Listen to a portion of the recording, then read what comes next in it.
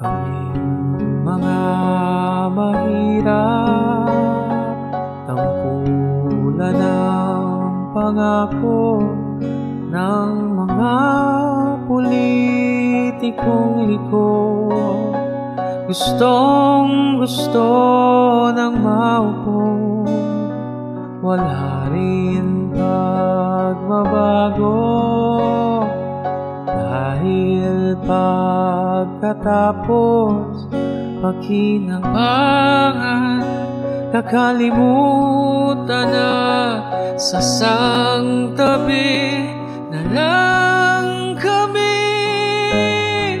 Puno na ng galit